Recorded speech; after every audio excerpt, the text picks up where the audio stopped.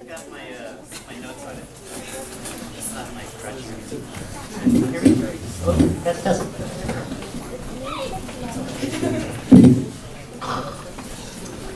All right, so when we left off, my dad had just been taken off the aircraft carrier, and he ended up getting transferred to another aircraft carrier, the USS Coral Sea, and that's where he finished his time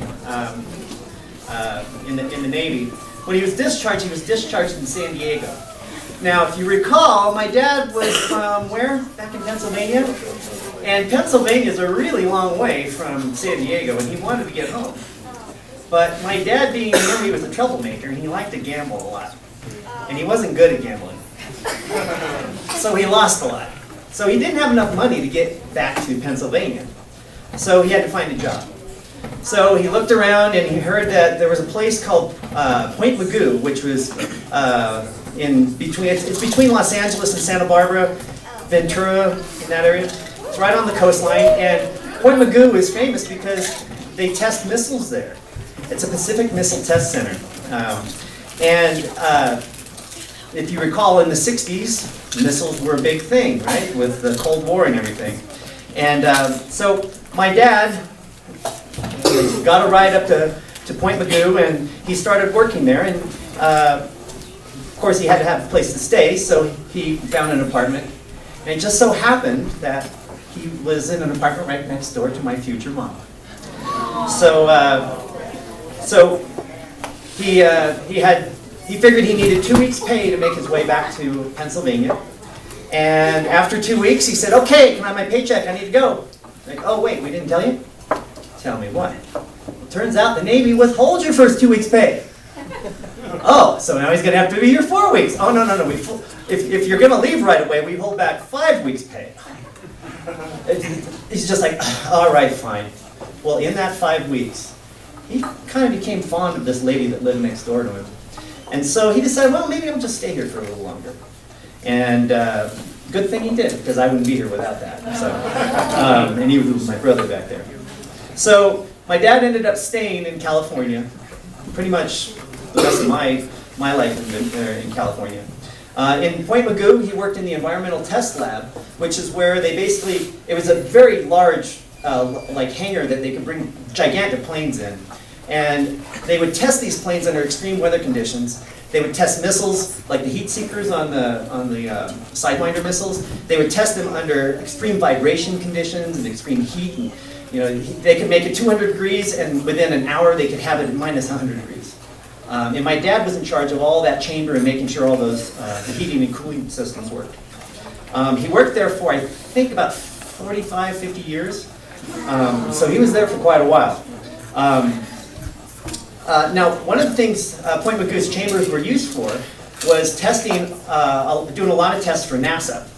And if you notice, I'm wearing an astronaut's uniform right here. As it turns out, my dad was testing a lot of things for the Mercury and Gemini space program. And one of the things they needed to test was the spacesuit. Turns out that the spacesuit, theoretically, they figured, yeah, it will keep you safe in the extreme temperatures of space, but they didn't want to waste an astronaut to find out. And just so happened, my dad was about the same size as some of the astronauts. So my dad volunteered and said, "Well, I'll put it on and go in there." So my dad was the original test, whatever you want to call him, guinea pig for the original spacesuits that they used up in outer space. Like I said, just what? So as his reward, after the Apollo missions, he received 2 photos from the Apollo astronauts. One was a photo of all the astronauts, the same one you always see, and the other one was the first pictures that they took of the Earth looking back from the moon. So he had those 2 pictures, and he left them on his desk while he worked at Point Mugu. In 1963, the president was President Kennedy. President Kennedy was really concerned about the U.S. was not keeping up with the Soviet Union in the missile race. And so he took a tour of all the different bases that were involved with missiles. And so it was that he planned a trip to Point Mugu. The whole base was on hand. They had all the dignitaries lined up. They had the red carpet. They had everything set up. And unfortunately, my dad had a test running, and he had to wait until the test finished. So he wasn't able to join the crowd. Right? The test finished, and he realized, well, the president hasn't landed yet. So he just drove off onto a side taxiway, and he figured, well, at least I'll be able to watch the Air Force One come in. Oh, there's my problem. I'll be able to watch Air Force One come in and land, and just, experience, see him from a distance. And so the Air Force One came in and it landed. For whatever reason, instead of turning on the taxiway towards the red carpet where all the dignitaries were, it turned towards my dad.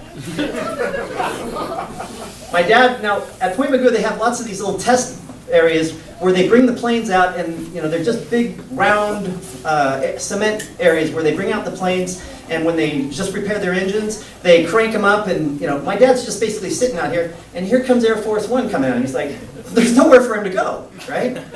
So Air Force One pulls up next to him, the door opens up, and out walks President Kennedy. Oh my God. He walks down the ladder, and my dad's the only one around. So awesome. And my dad says, welcome to California. So President Kennedy and my dad talked for about 5 minutes while the rest of the dignitaries got their act together and found their way over to where the plane had stopped.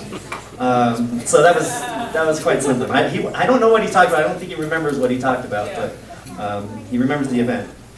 How many of you guys know who Bob Hope is? Probably maybe some of your parents do.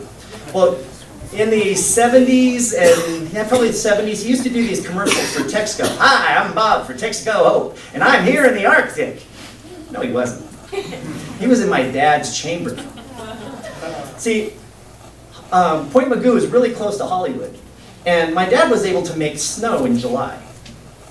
What better place to take Hollywood, right? It's about an hour's drive away. So they would call up, and one day they called up and said, yeah, we need you to make some snow for us. My dad said, well, how much? I said, as much as you can give. We're doing an Arctic theme. Okay. They had no idea what my dad was getting. So the next day, the crew shows up.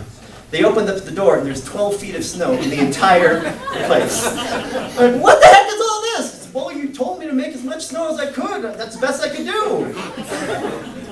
And so now it took them about 2 hours to shovel it down to where they could get a car in there, and they did some battery commercial. So a few days later, there was still snow in there, so my dad invited me and a couple of my football player friends out to play in the snow in Southern California in the middle of July. That was a pretty good time. So my dad then retired. I've got to take off the official suit. My dad retired from the Navy. Whoops, that wasn't supposed to happen. And he started up a company called Waddy's Environmental Chamber Repair. What is that? Well, he would get hired out to companies that were making chip manufacturing and things, and they had all sorts of furnaces and things that typically had problems, and my dad knew how to fix heat, and he was good at that, so he just started his own little private side business. So my dad had this business, and one day we got a call at 4 in the morning. Who in the heck is calling? That's never good news. 4 in the morning, my dad gets called. He gets told, Waddy, we need you out at the base. Okay, what do you need me for? Don't worry, we'll tell you when you get here. Just bring your toolbox. My dad's called back to Point Mugu. What the heck? He arrives, he gets an escort. One of the MPs escort him out from the front gate. They escort him over to a hangar. Walks him into the hangar, and there's a pilot there. And the pilot hands him a flight suit, hands him a helmet. Says, there, go ahead and put this in. I'll be your driver.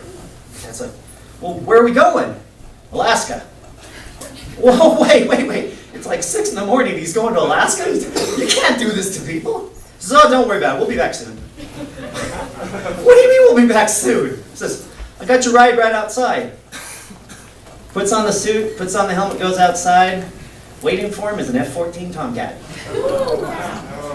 So my dad, now a civilian, gets to take off in a F-14 Tomcat. They take off. The pilot's having some fun, doing some fun things. My dad's like, oh, how you doing back there, sir? Oh, okay. They end up over Washington. They need to refuel, and aircraft don't land to refuel when they're in the military. They pull up and they do a mid-air refueling. So my dad got to experience a mid-air refueling from the back seat of an F-14 looking at a great big tanker about 30 feet away from him. Pretty incredible stuff. So my dad went up there. Turns out the big problem they had, he had to replace a fuse. A little thing like that. Government shipped them all the way up there. They could have replaced it, but apparently they didn't have any experts that knew how to replace a fuse. So he returned in the same F-14 that day, and he made it to my baseball game. It was at 5 o'clock. Pretty incredible. So my dad is now 84. He lives in Las Vegas with my mom, where they eloped 57 years ago and got married. They got married in the little wedding chapel, which doesn't exist anymore, on Valentine's Day. My mom has some amazing stories too, but I'll save those for next year. And in closing, I'd like to encourage all of you to get in touch with your ancestors. Look up the history, because the stories that they have, we can never replicate. With the technology we have today, things are so easy for us. You'll never have an opportunity to experience the things that our parents considered normal. Right? My dad thought nothing of volunteering to try on a suit and risk his life. But how many of us would really do that? We'd all go, oh, wait a minute, I don't want to die. So I'd like to have a toast to all of those parents and grandparents and all our ancestors that have great stories. And I'd like to encourage all of you to go out and make your own great stories in life. Cheers.